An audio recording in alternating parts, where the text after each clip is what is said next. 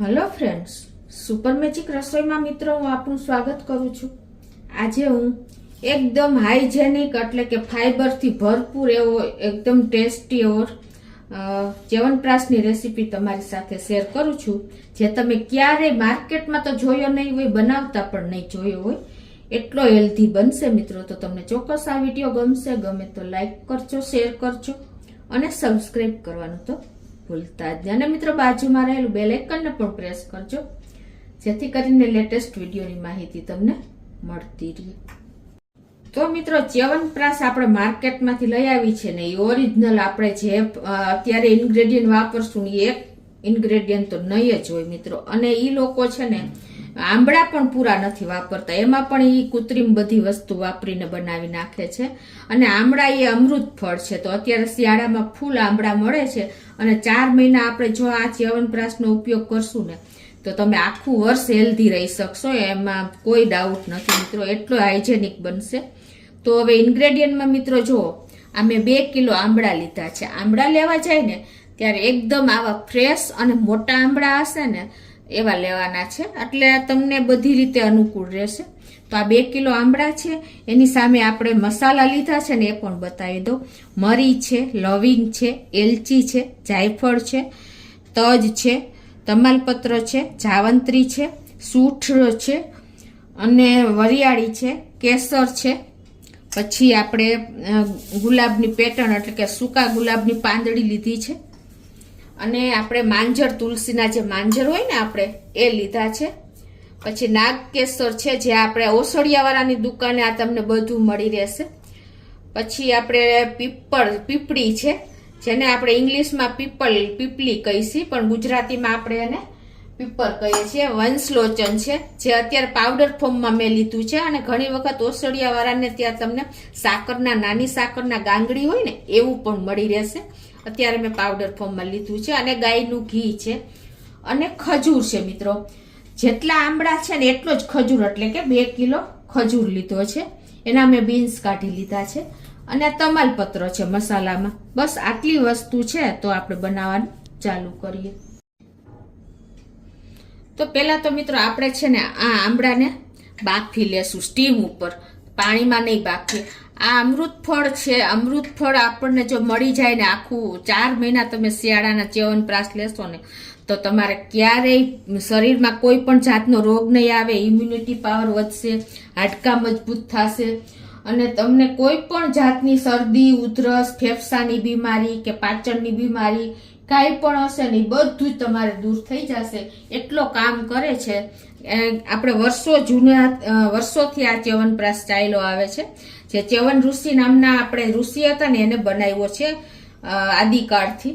તો હવે પહેલા તો આપણે આંબળાને એક મોટું વાસણ લેશું અને વરાળે બાફવાના છે, તમે કુકરમાં પણ બાફી શકો છો, પાણી થોડુંક જ મૂકવાનું છે। ટૂંકમાં આપણે આ આંબળા બફાતા અંદાજે 2 કિલો છે ને તો 10 થી 15 મિનિટ જેવો ટાઈમ થશે, અને ફૂલ ફ્લેમ ઉપર જો આવી રીતે પાણી મૂકીને અને કાણાવાળું વાસણ મૂકી દેવાનું છે, અને એમાં આપણે આંબળા નાખી દેશું। તો આમાં તમે છે ને મિત્રો આ જે આપણે આંબળા બાફવાના કેટલા કે અંદરનું બીન્સ ખાલી દૂર થઈ જાય ને, આ પાખડી છૂટી પડી જાય ને એટલા જ બાફવાના, વધારે નથી પલ્પ જેવા કરવાના, એટલે કે આપણો ચ્યવનપ્રાશ ખરબચડો જેવો રહેશે ને તો એનો ટેસ્ટ સરસ આવશે, એકદમ લીસો આપણે ચ્યવનપ્રાશ નથી બનાવવાનો। અને તમે આંબળા બાફવા મૂકો ને ત્યારે જે આ પાખડી હોય ને ત્યાં તમે ચપ્પુ મારી દેશો ને તો પણ તમને ઈઝી પડશે ખોલવામાં। અત્યારે હું આમ જ આ જ પોઝિશનમાં મૂકી દઉં છું, એટલે આપણે આ બધા આંબળાને આ રીતે નાખી દેશું। તો હવે આને આપણે 10 થી 15 મિનિટ જેવું થશે તો ફૂલ ફ્લેમે જ મૂકવાનું છે, અને આને આપણે બફાવા દેશું, એટલે કે સ્ટીમ કરી લેશું। હવે જે આપણે અંદર મસાલા નાખવાના છે ને આ જડીબુટ્ટી એ બધી આપણે આમાં પીસી લેવાનું છે, એટલે કે એનો પાવડર કરી લેશું। તો અત્યારે મેં આ 4 ચમચી આપણે લીધો છે સૂંઠ પાવડર, જે મેં ઘરે જ બનાવેલો છે। જો તમારે માર્કેટ ન હોય ને તો તમારે 1 થી 2 ચમચી વધારે નાખી દેવાનો, જે વજનમાં 20 ગ્રામ છે, અને 4 ચમચી છે। તો આપણે અત્યારે પહેલાં આ મિક્સર જારમાં જ પાવડર બનાવી લેશું, તો એમાં નાખી દેશું। અને આ 4 તમાલપત્ર છે, આખા જે પાંદ આવે છે ને એને આપણે કટકા કરીને નાખી દેશું।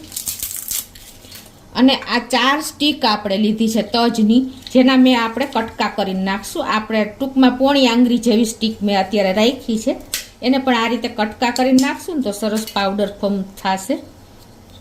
તો આ રીતે આપણે કટકા કરી લીધા છે અને નાખી દેશું. અને આપણે એક જાયફળનો ચોથો ભાગ લેવાનો છે. ટૂંકમાં આપણે જે જાયફળનો પીસ આવે ને એનો ચોથો ભાગ આપણે જાયફળ ઉમેરી દેશું.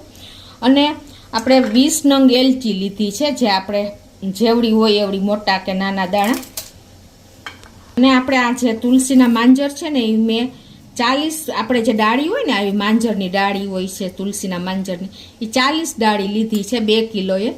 અને જો તમને આ માંજર ન મળે ને તો તમે તુલસીના પાન પણ તમે અંદાજે 4 મોટી ચમચી જેટલા સૂકવીને અને 1-1.5 દિવસ સૂકવશો ને એટલે તૈયાર થઈ જશે ડ્રાય પાન, તો એ પણ તમે લઈ શકો છો.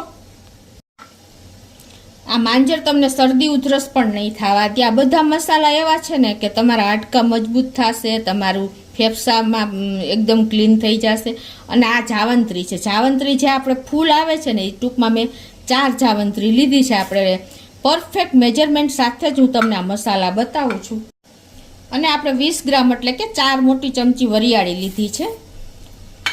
અને 4 મોટી ચમચી આપણે મરી લીધા છે, કાળા મરી જે આવે ને એ પણ વજનમાં 20 ગ્રામ છે.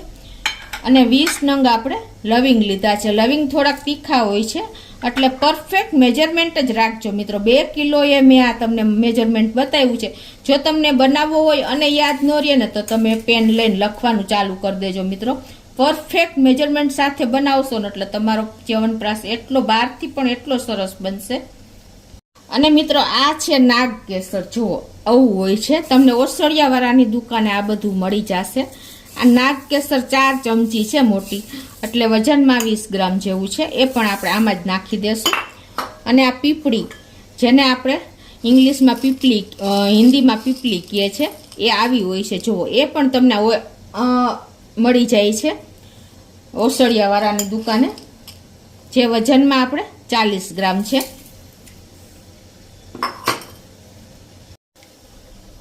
અને હવે મિત્રો આપણે આ જે વંશ લોચન છે, જે મેં તમને કીધું ને કે આપણે નાની સાકરના ટુકડા હોય ને એવું ફોર્મ પણ તમને ઓસળિયાવાળાની દુકાને મળી જશે. પણ મેં અત્યારે પાવડર ફોર્મ લીધું છે વંશ લોચન. ખાસ તમે નોટ કરજો, નામ તમને કદાચ ખ્યાલ ન આવે એટલે પરફેક્ટ મેજરમેન્ટ સાથે તમે લેશો ને એટલે તમારો સરસ બનશે. અને જે આ પીપળી છે ને એ જો આવી લાંબી સ્ટીકમાં હોય છે.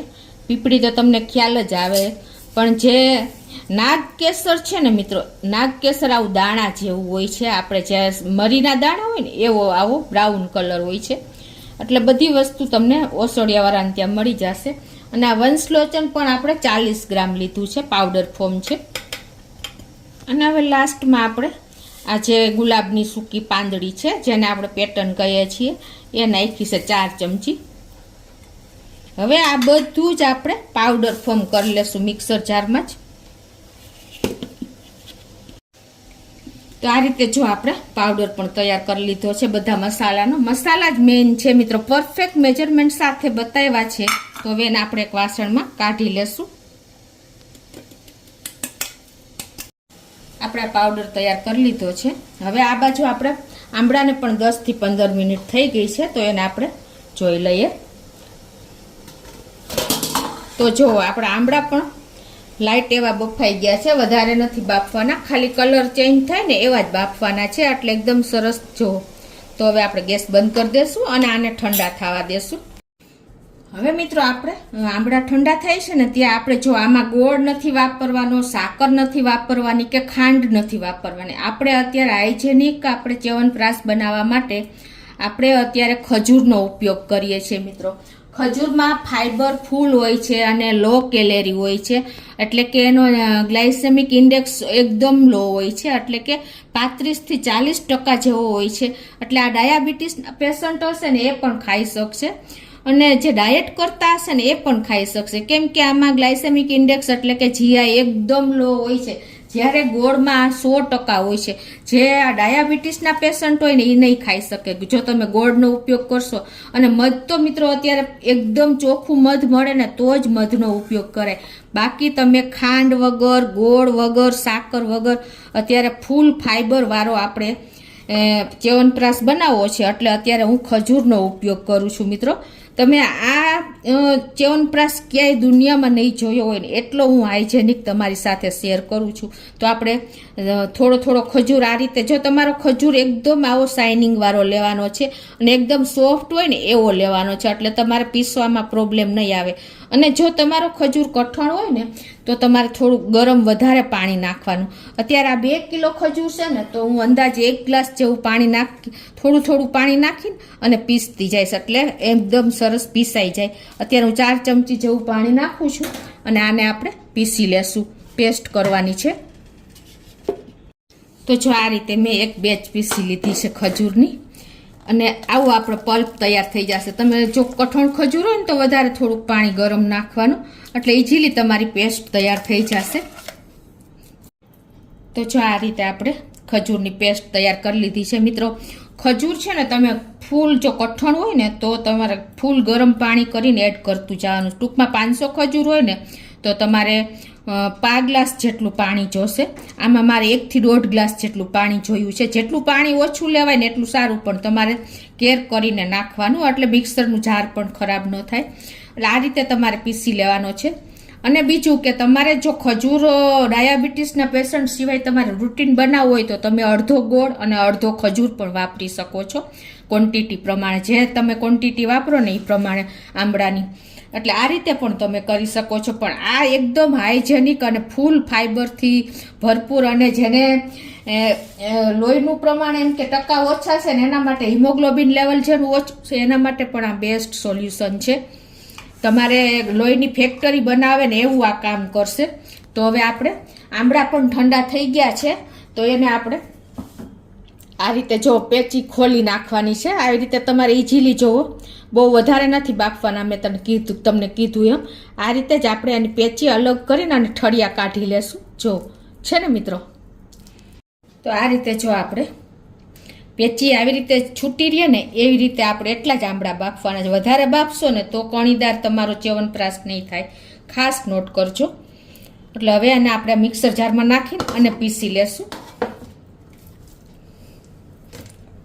આમાં તમારે પાણીની લગભગ જરૂર નહીં જ પડે કેમ કે આ જ્યુસી જ હોય છે. આપણે સ્ટીમ ઉપર બાફા છે એટલે એની સ્ટીમ આપણે હજી બાળવાની છે. તો આ રીતે જુઓ આપણે દરદરું ટેક્સચર આવે ને એવો જ આપણે આંબળાને પીસવાના છે. બહુ એકદમ ફાઇન પેસ્ટ નથી કરવાની. હવે છે ને મિત્રો આપણે આ આંબળાની પેસ્ટ છે ને એને સાંતળવાની છે. તો એના માટે આપણે ગેસ ઓન કરી અને આ રીતે આપણે મીડિયમ ફ્લેમ રાખશું અને એમાં આપણે ગાયનું ઘી નાખવાનું છે. અંદાજે 25 થી 30 ચમચી જેટલું ઘી છે. આપણે ગાયનું ઘી પણ ચોખ્ખું લેવાનું છે. જો તમને ગાયનું ઘી ચોખ્ખું ન મળે ને તો તમારે તલનું તેલ લેવાનું છે. ખાસ નોટ કરજો, તલનું તેલ તમને એ પણ આપણે ફિલ્ટર કરેલું નહીં, ઘાણીનું નીકળેલું હોય ને એ જ તેલ લેવાનું છે. અને નહીતર આપણે ગાયનું ઘી ચોખ્ખું મળે તો એ બેસ્ટ છે. તો હવે આપણે જો ઘી પણ ગરમ થઈ ગયું છે તો હવે આપણે જે આંબળાની આ પેસ્ટ કરી છે ને એને આપણે આમાં નાખીને અને સાંતળી લેશું. અંદાજે આપણે 15 જેવી મિનિટ જેવી આપણે એને સાંતળશું એટલે એની કચાશ દૂર થઈ જાય અને એકદમ સરસ આપણી પેસ્ટમાં જે સ્ટીમનું પાણી ચડ્યું હોય ને એ પણ બળી જાય. ત્યાં સુધી આપણે આને સાંતળી લેશું. મિત્રો આપણે આ ચ્યવનપ્રાશમાં બધા ઇન્ગ્રેડિયન્ટ મેં પરફેક્ટ મેજરમેન્ટ સાથે જ બતાવ્યા છે. તમારે જો આ ઘરે બનાવો ને તો આટલો હાઇજેનિક ચ્યવનપ્રાશ તમને ક્યાંય દુનિયામાં પણ નહીં મળે. એટલો હાઇજેનિક થશે, પ્લસ તમારે આપણા હાડકા લોખંડ જેવા મજબૂત કરી દે છે. એનર્જી પાવર તમારો એકદમ ફૂલ થઈ જશે. આખું વર્ષ તમે બીમાર નહીં પડો. તમારા ફેફસામાં કાંઈ પ્રોબ્લેમ હશે, તમારા લીવર, આપણે બીમાર ક્યારે પડી છે, આપણું લીવર ખરાબ થઈ જાય છે, આપણે ફેફસા ખરાબ થઈ જાય છે, આપણી ઇમ્યુન સિસ્ટમ ઓછી થઈ જાય છે. આ બધા પ્રોબ્લેમ આપણે આખું વર્ષ હાઇજેનિક ખોરાક ન લઈએ ને ત્યારે આપણને આ પ્રોબ્લેમ આવે છે અને બીમાર પડીએ છીએ મિત્રો. ક્યારેય જો આવી પેચી રહી ગઈ હોય ને વચ્ચે તો તમારે લઈ લેવાની છે. અને મિત્રો આ એકદમ ફાઈબરથી ભરપૂર, જીઆઈ એકદમ લો, એટલે કે ગ્લાયસેમિક ઇન્ડેક્સ એકદમ ખજૂરનો લો હોય છે. આપણે નથી ખાંડનો ઉપયોગ કર્યો, નથી આપણે ગોળનો ઉપયોગ કર્યો કે નથી સાકરનો ઉપયોગ કર્યો મિત્રો. માર્કેટમાં એકદમ ડુપ્લિકેટ એટલે કે હાઇજેનિક ચ્યવનપ્રાશ હોતો જ નથી. ગમે એમ કરો ને તો પણ મિત્રો એ લોકો અમૃત જેવો આંબળા પણ પૂરા નથી વાપરતા. તો તમે લઈને પૂરા, અને કિંમત તમારી 4 ગણી વધારે હોય છે. આ એકદમ સરળ રીતે મેં તમને બતાવ્યો છે અને એકદમ હાઇજેનિક બન્યો છે મિત્રો. તો આ રીતે તમે એક વખત ટ્રાય કરજો, અને ન કરો તો પણ મને કોમેન્ટમાં જણાવજો કે તમને આ ચ્યવનપ્રાશની રેસીપી કેવી લાગી. તો આ રીતે આપણે એને 15 મિનિટ આ રીતે એની આંબળાની કચાશ દૂર થાય ને ત્યાં સુધી આપણે એને ઘીમાં શેકી લેશું.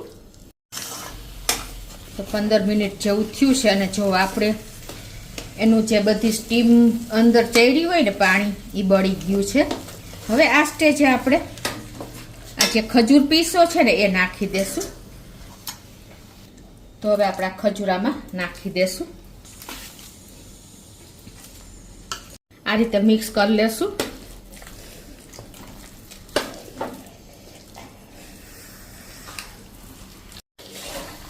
તો મિત્રો આ રીતે જો હવે આપણે આને કમસે કમ તમારે આને 30 થી 40 મિનિટ જ્યાં સુધી ઉપર ઘી છૂટું પડે ને ત્યાં સુધી હલાવવાનું છે,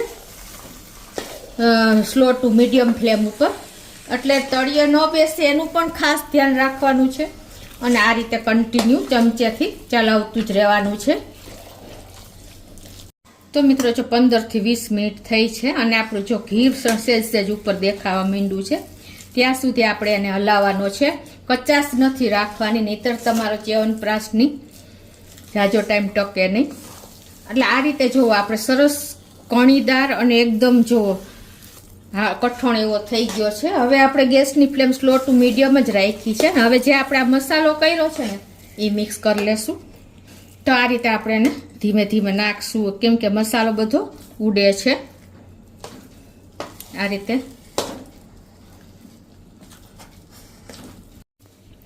તો મસાલો જો આપણે મિક્સ કરી દીધો છે. અને લાસ્ટમાં આપણે 30 થી 40 તાતણા જેવું કેસર પણ નાખી દેશું. આ બધા જ ઇન્ગ્રેડિયન્ટ એવા છે ને મિત્રો કે તમને શિયાળામાં ઠંડીથી રક્ષણ આપે છે. તો આ રીતે જુઓ મિત્રો આપણે મસાલો પણ નાખી દીધો છે અને 5 મિનિટ આ રીતે આપણે ચલાવ્યો છે.